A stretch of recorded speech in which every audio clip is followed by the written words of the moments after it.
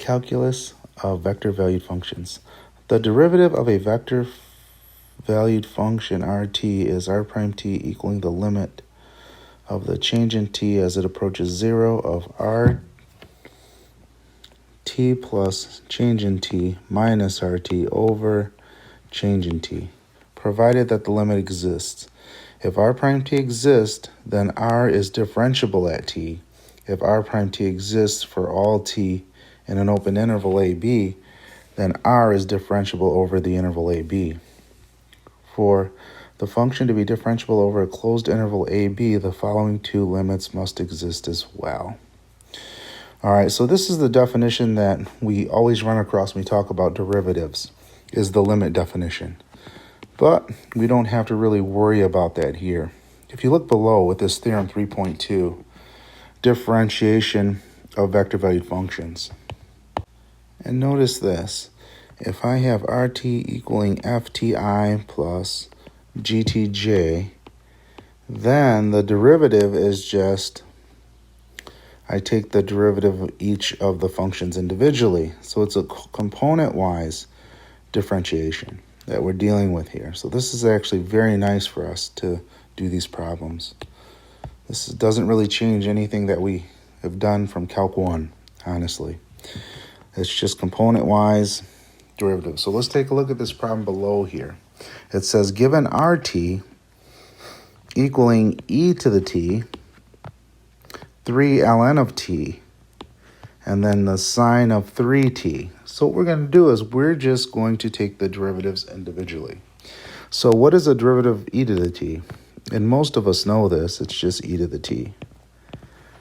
And then for 3 ln of t, that's going to be 3 over x. 3 over t. And then for the derivative of the sine of 3t, so the derivative of the sine of t is cosine t. And then this is a chain rule. So that's going to be 3. So it's going to be 3 cosine of t. And that's my answer for the first one. I want you to take a look at something here, because I didn't really tell you about these properties, but they are there. Okay, take a look at these properties here. So what it's saying is, hey, we can pull a constant out, then take the derivative, and then put the constant back in. We can do that. We can split this across addition or subtraction, sum and difference. We can do a scalar product. We can do a dot product, a cross product, and a chain rule. And that was one we used on that previous problem. We used a chain rule there. So that's what we have here for an answer. So I just kind of want to show you those properties really quick, just to kind of understand. And don't forget about those properties we have for derivatives in general and how they work with these vector valued functions. So let's take a look at this now. We'll do the next one, because this is r double prime of t. So the derivative of et is e to the t. The derivative of 3t. Now this one I'm going to pull aside for a minute so you can actually see what's going on here with this 3 over t here. That's really 3, t to the negative 1. So if I'm going to take this derivative, it's just the power rule. So it's going to be 3t to the negative 2, which equals 3 over t squared. And don't forget your negative.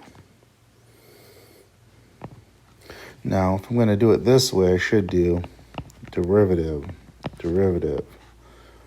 and then this is the actual derivative. And then this would be a negative here. All right, so that's the way it's set up. So that might be something you would have to write out to really see what's going on there. I just didn't want to tell you that. So that's what we end up with for that one. Now, cosine's not too bad, because derivative of cosine is sine of t. So this is really going to just be negative 3 sine of t. And there it is. So we just did second derivative. No big deal. The only thing that's different here is I'm doing it 3 times and I'm calling this a vector valued function. That's the only thing that's different here.